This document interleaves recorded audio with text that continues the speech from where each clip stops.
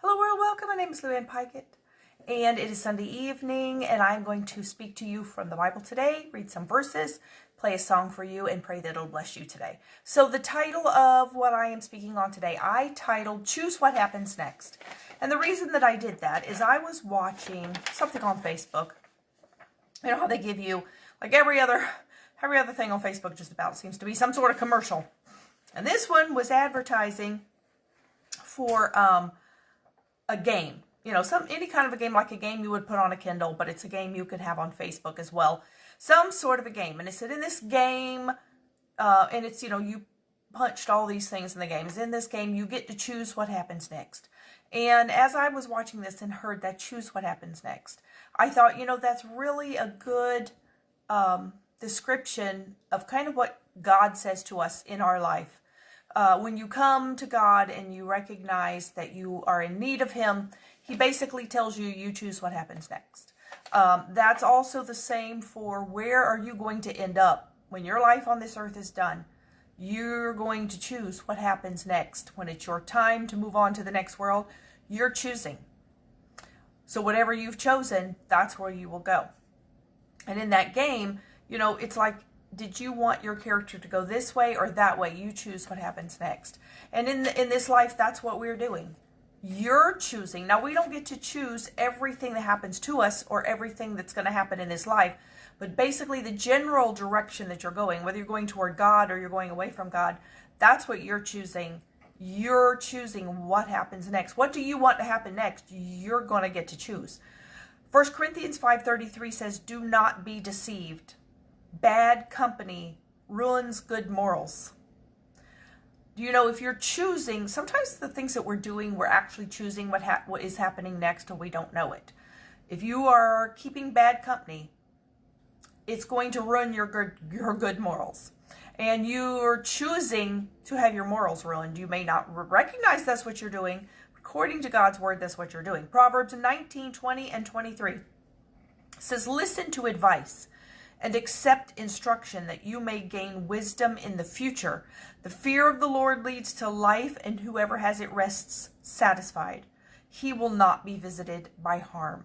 If that is what you're choosing, if you're listening to advice and accepting instruction, it says you will gain wisdom for your future. Proverbs 12:24 through 28 says, the hand of the diligent will rule.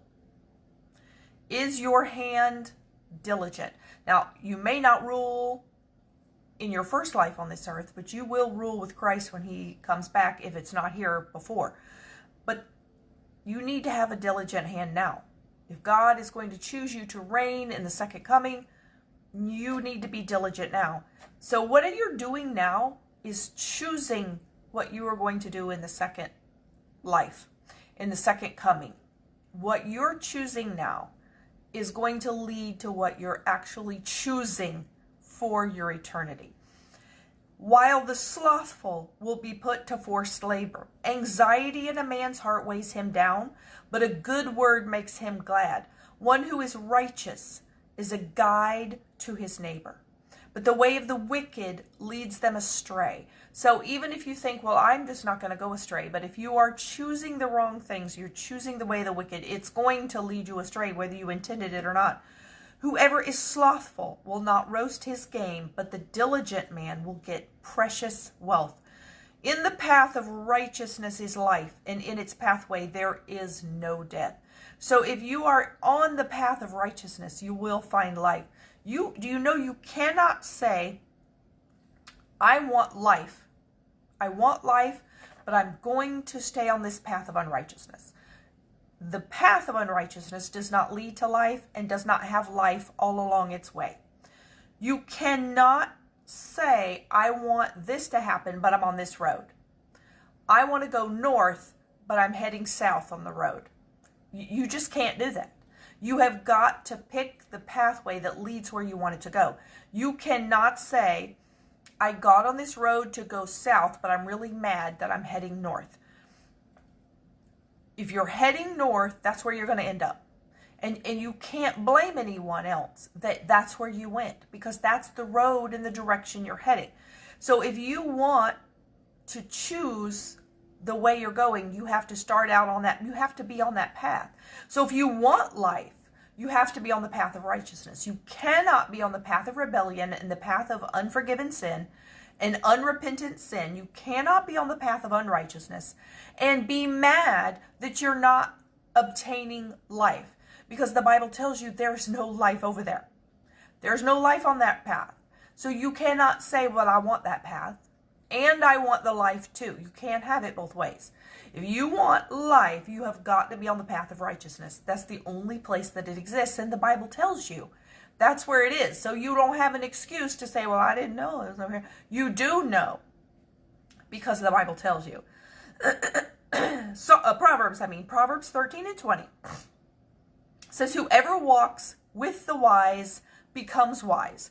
If you feel like, well, I just don't know the right thing to do, I don't have a lot of wisdom, I don't feel like I'm very smart, I don't know anything that's in the Bible, I don't know.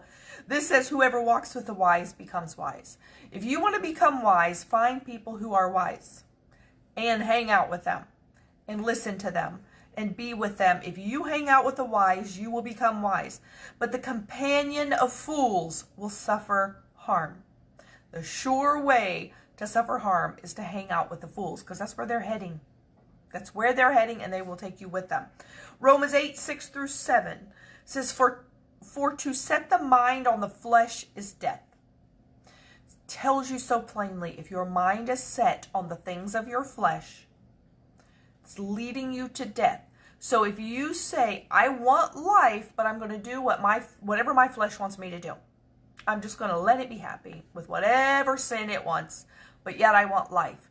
You cannot have both. It's just like if you were going to say, I want to jump in the pool with this lit match and have it stay lit and go under the water, and then you're mad because the match went out. You cannot mix the fire and the water.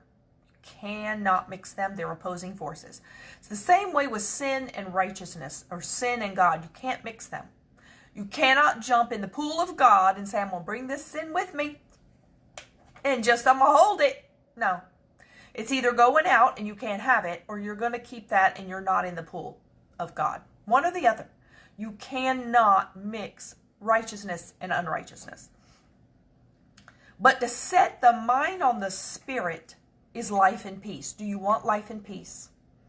Then bring your fleshly desires and the road your flesh wants to take, bring it into control of your spirit. Under control, and discipline it according to what the Bible says, and you will have life and peace. You cannot have life and peace and an unruly, unchecked flesh. You cannot have both, because an unruly, unchecked flesh will always want unrighteousness, because that is the nature we've been born under. It will always want unrighteousness. And if you're living in unrighteousness, you will not have life and peace. So you need to choose. This is why I have titled this, Choose What Happens Next. First, you need to choose what you want. First, choose what you want. What do you want? Do you want life? Do you want peace? Do you want to end up with God? Do you want to be in heaven? Do you want those good and pure things in your life? First of all, you need to decide that. Yes, I want that in my life, or no, I just don't care how it ends up. Pick one. And then when you have decided, yes, I want the life and the peace, I want that in my life, then the Bible tells you how to get it. And you cannot say, well, I'm going to try to get it my own way. How's that working for you? Not, is it? If you say, I'm just going to do it my own way, I'm going to do what I want, I don't think I have to follow every rule in the Bible. I don't think I have to do everything Jesus said. I think I can just sort of kind of do what I want, but still end up with life and peace. How's that working out? It's not working out very well, is it? Because it doesn't lead there. You cannot mix them, just like you cannot jump in a pool and go under the water with a lit match and say, I want to keep my fire and get under the water too. You cannot. You're going to have to pick what you want your end result to be. And then you're going to have to be on the path that leads to it, or you're just not going to get it. So if you want life, and you want peace, and you want heaven, and you want God, you have got to be on the path that leads there. And the path that leads there is not strewn with a sinful life.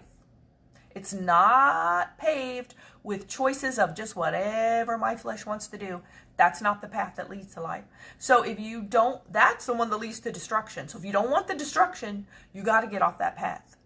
There is no other choice. You cannot stay on that path and say at the last second, I'm just going to jump over to the other path. You don't know when the last second is. And plus you will be dragging so much baggage with you. You will have destruction all through your life. You know, we have destruction in this life as it is because of the enemy that comes against us. Don't be adding to it because you decide it's okay to live on that path. For the mind that is set on the flesh is hostile to God. That's why you can't do it. That's why you can't have both. That's why you can't mix it. The mind that is set on the flesh and what the flesh wants is hostile to God. The reason it's hostile to God is because our fleshly nature is to sin. That's how we were born. And so that's hostile to God. For it does not submit to God's law. It won't do it on its own. Indeed, it cannot. That's why it was the law of sin that's in our flesh. It is opposed to God. It can't submit to God's law because then it would be a whole different thing. That's why we have to bring it under submission and to you have to nail it to the cross is what you have to do. You have to nail it to the cross and say it's not going to get to fulfill every lust that it has. And why you have to follow what the Word of God says. Joshua 24:15. This is what Joshua told the people right before, I believe it was right before they went to Jericho. So when he took over after Moses, it says, he's telling the people in the wilderness, if it is disagreeable in your sight to serve the Lord, choose for yourselves today whom you will serve. So if you don't want to serve God, then choose who you're going to serve.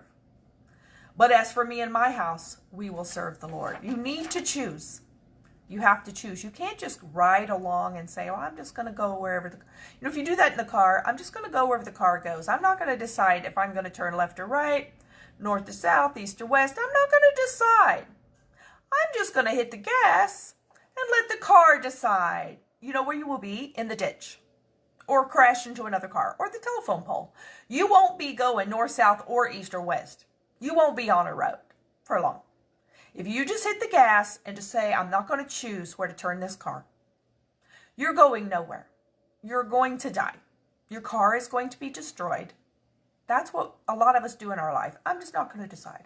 I'm just going to go out and do whatever I feel like doing today. Yeah, you're going to crash and burn. You are. Because a car cannot drive itself. It can go, but it can't choose. It can't choose a good path. It can't choose any path. It cannot choose. It can just go however it's going. And, depending on what bump it may hit in the road, you may think, well, I pointed my car straight. I pointed it straight. It should keep going straight. It won't. Because it's going to hit a rock in the road, or the tires are uneven, or the wind blows real hard and it jerks it to the side. No, you can't just point it in the direction and hit the gas and say, cruise control, I'm just going to let it go. No, it'll hit another car. It'll crash in the ditch. No, you can't do that. You have got to be focused on where's the car going. First of all, you got to choose. When I get out to the end of my driveway, am I turning left or right or going straight? You've got to choose. You have got to make the choice, and you've got to know where you're going before you get there. You can't say, where am I going? You usually know where you're going before you get in the car. You know where you're going. So then when you get there, if you get distracted and you decide, I'm going to go over to the left here. If you get distracted and you're thinking about something else, sometimes you'll turn the wrong way because that's your habit. Like if you always turn to the right to go to work and one day you get up and you're not going to work that day and you're going to the left, you'll forget because your mind isn't focused on it. It's not thinking about it. It's thinking about other things, and you will go the way you always go from habit. That is what our fleshly nature does. It'll just go the way of its habit. It'll just go the way, or it'll crash and burn.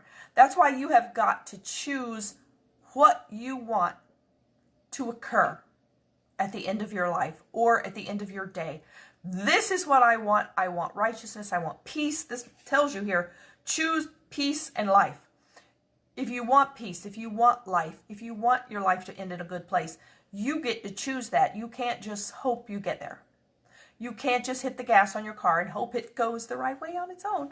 You have got to choose. Deuteronomy 30, 15, and 19 says, to me, this is one of the most amazing verses in the Bible. It makes it so simple. This is God speaking to the children in the wilderness, children of Israel. It says, see, I have set before you today life and prosperity and death and adversity. Those were their choices, life and prosperity, death and adversity. You would think that'd be an easy choice. You know how many times they picked the wrong one? And if you read all of the stuff in the Old Testament, over and over and over and over, they chose the wrong one. They only had two choices. Life or death. That's it. Life or death. They chose, and then they would go to God and cry, oh God, we chose the wrong one again. And he would keep forgiving them. And he would turn things around for them. And they'd be okay for a while. Then they would turn back to sin again. Then everything would go south. And then they would go to God again. Oh God, we need your help again. Oh God, everything's bad again. And God would say, all right, I'm going to help you again. But this is the path you need to choose. This is what you need to be doing. This is where you need to be going. He wasn't doing that just because he likes rules. He was doing that because he was telling them the safe way to go. You know, if I were to point you out of my house and say, okay, you need to turn down here and go to this light, and then you need to turn left and stay on the road until you get to the next light. If you say, well, I kind of want to drive over here in the bushes, and then you get a flat tire and the car won't go, you get stuck in the mud, and you cry, I can't go where you told me to go. You're not going how I told you to go. I'm not telling you to go on the road because I care if you're on the road or not. I'm telling you to go on the road because that's the safe way. That's the smooth way. That's the easy way. That's the way that was meant for you to be on. But if you say, I want to drive over here in the weeds and the fence and the bushes and the ditch, and then you get upset that it didn't work out too well, that was a stupid choice. And you say, well, it's right next to the road. You know, why can't I just drive over here on the grass? Well, there's a telephone pole there. That's fine. But I like it over here better. Yeah, but it's not good. It's not a good choice. So if I'm telling, it's just like I'm telling you where to drive on the road, just like God is saying, okay, you need to do this, you need to do that. He's telling us how to get to heaven. He's telling us how to get to our destination. It's not just because he's a rule maker that wants us to follow a bunch of rules. He's telling us the safe path, the safest path that there's on this earth. We don't live in a safe world. We don't have complete safety here. But he's telling us the safest way to go, the easiest way to go, the most direct way to go, the only way to go. And if we say, I don't want to go that way, I just don't want to do what I'm told to do. I don't want somebody to tell me what to do. That person telling you what to do knows what to do to get you to survive. And if you're resisting that and you fall into destruction, you just walked into your own destruction by your own choice. So this says to you, I have set before you life and prosperity and death and adversity. I call heaven and earth to witness against you today that I have set before you life and death, the blessing and the curse. Wouldn't you think that'd be the easiest choice? Who is not going to pick life? Who is not going to pick the blessing? But they didn't. Over and over. Why? Because they had to live in righteousness. I don't really want to do that. I don't want to have to live that way. I want to be able to do whatever I want. You do whatever you want, but then you get death and a curse. You know, if I said to you, don't drink that cup of poison, and you said, but I want to drink that poison, I want to do what I want, that's pretty stupid. But that's what we do. When God says, don't go this way, well, I want to go that way. You're wanting to do something leading to your own destruction. That's what you're picking. That's why he tells us not to do it. Just like if I told you, don't drink that cup of poison. Don't drink that. That's poison. Well, I want to drink it. You think I wouldn't be that stupid? Yeah, we are that stupid.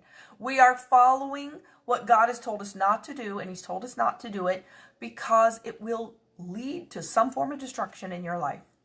And yet we keep picking up, oh, I want to do it. And we're like little children saying, well, I want to do that. I want to jump off the roof. No, you don't want to jump off the roof. That's going to hurt.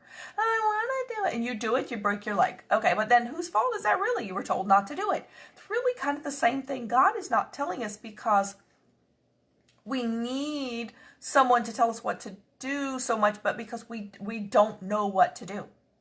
We are born in this world. We don't know what to choose that's right. So God is telling this, to me, this is the best part of this verse. When he says, I set before you life and death, blessing and cursing, he's given us a multiple choice as only two choices. Life or death, blessing or curse. You only got two choices. You got a 50-50 chance.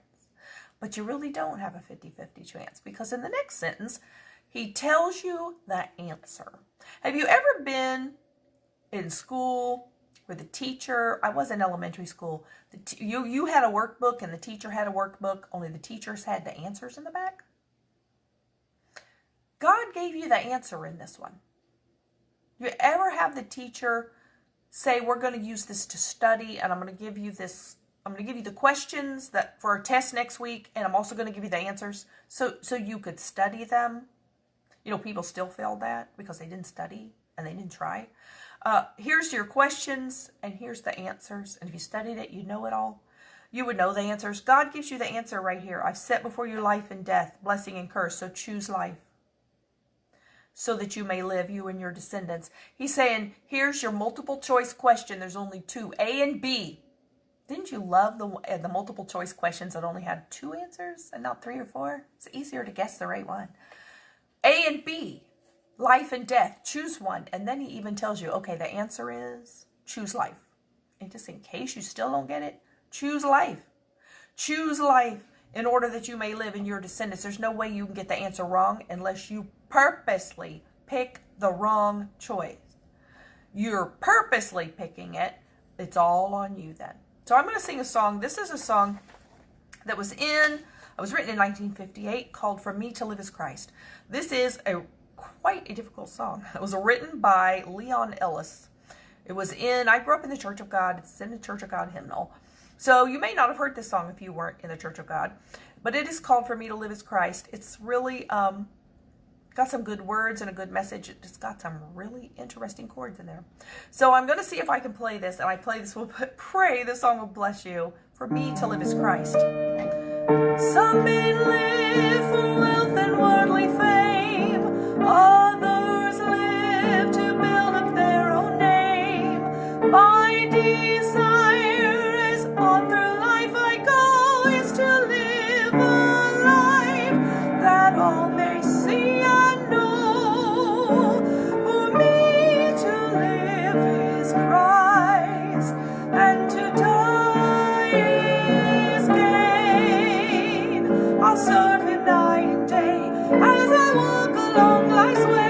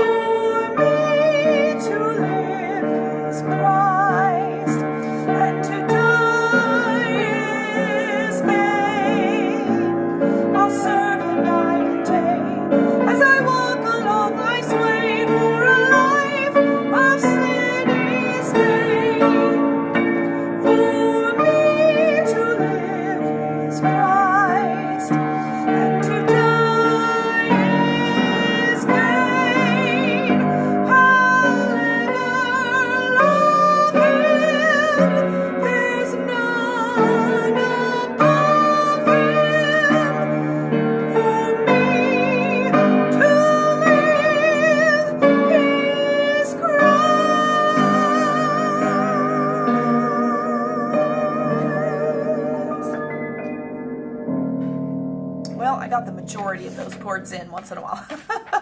Very challenging song, but quite a powerful message. Psalm 119, 30 through 40, and verse 173. This is what you need to be able to say. I have chosen the way of faithfulness. It's all your choice every single day. Every single day it's your choice again what you're going to do that day. I have chosen the way of faithfulness. I have set your rules before me. That's how you choose the way of faithfulness. Set his rules before you. I cling to your testimonies, O Lord. Let me not be put to shame. You know, if you are clinging to him and his word and his testimonies, you will not be put to shame. I will run in the way of your commandments when you enlarge my heart. You see his commandments, if you run to them, don't run from them thinking, oh, no, I don't want to be told what to do. I don't want to be told what to do.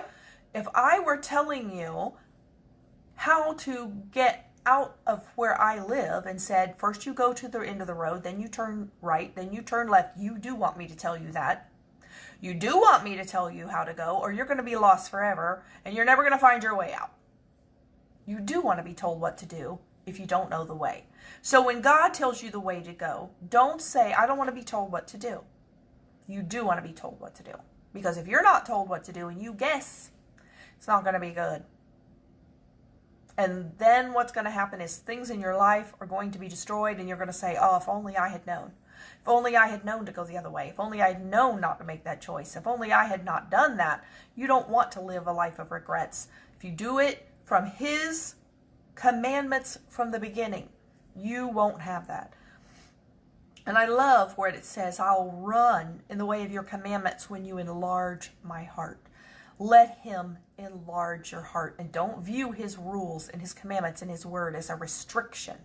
You know, they aren't meant to be a restriction. They're meant to be your freedom. They are your freedom from sin, because sin will lie to you and tell you that I am your freedom, because you get to pick whatever you want to do. But sin is secretly putting you in shackles. It's secretly putting you in bondage. And one day you're going to find out that you are in such bondage that you can't do anything. And you're going to cry to God for help and say, get me out of this. And when you follow what he tells you to do, you are going to find out that you have been set free from the bondage that you thought was freedom over here. You're going to find out it's really over here. And that what you thought was you getting to pick what you wanted to do, you're going to find out that puts you in chains. And then when you let God set you free from it, you're going to find out the true freedom is what he tells you to do in his word. And he will enlarge your heart so you can accept it, and you can see that what he has told us to do is from love. It's not from a God sitting up above with a whip saying, you must do what I tell you to do. It's from love and a desire to keep you out of bondage. Teach me, O Lord, the way of your statutes, and I will keep it to the end. Give me understanding that I may keep your law and observe it with my whole heart. Lead me in the path of your commandments, for I delight in it. Incline my heart to your testimonies and not to selfish gain.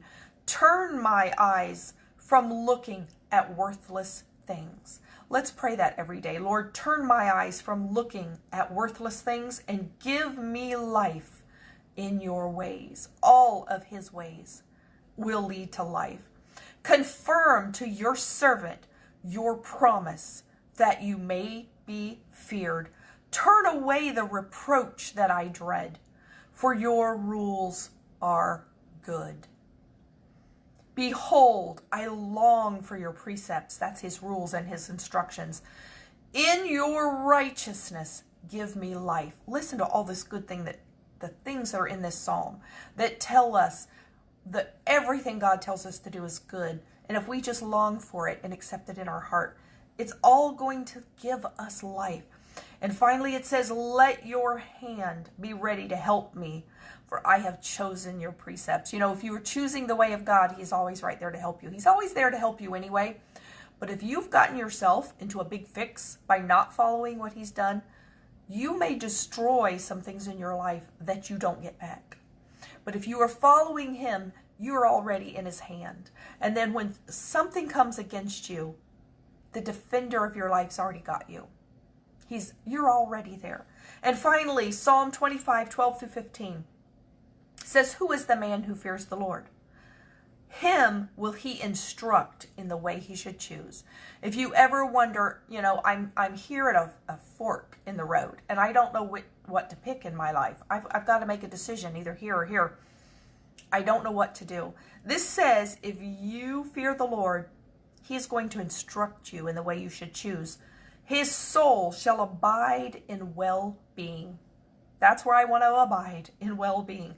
And his offspring shall inherit the land. The friendship of the Lord is for those who fear him. I love that sentence. God doesn't want to just be up there telling you what to do. God wants to be your friend. Do you want to be God's friend? Do you feel like you're God's friend? You say, how do I get to be God's friend? It says the friendship of the Lord is for those who fear him. If you fear, that doesn't mean scared kind of fear. That means that you awe and reverence him and that you trust what he's told you to do is the right thing. And you're going to say, I'm not going to go against what God tells me to do. I'm not going to go against what it says in his word. That is the fear of the Lord. Knowing that if you do what he tells you to do, that you will be in the most safety you can possibly be in. And you will also have his friendship. And it says, and he makes known to them his covenant. My eyes are ever toward the Lord, for he will pluck my feet out of the net. Even if you step into a net, even if you're on the right path and you're doing what God tells you to do, doesn't mean the enemy isn't setting a trap for you along that path. But it says, my eyes are ever toward the Lord, for he will pluck my feet out of the net. Even if you feel like you've fallen into a trap, he's right there and he will pluck you out of it. So this week, I want you to say, my eyes are ever toward the Lord. Think about and focus on turning your eyes toward the Lord every day, in every situation, and every moment of every day this week. And until next week, may you be blessed. And don't forget, what you're choosing today is going to determine your life in the future. Not only your life here on earth in the future, but your life after our time comes to die. Our life in the next life is being determined by your choices here too. The choices you're making every day, every moment, every hour, every step, your choices are determining your future. Choose life. God set before you life and death, and then he gave you the answer. Choose life. Choose life. Every day, choose life. And you will not regret it. Until next week, may you have a good night and be blessed.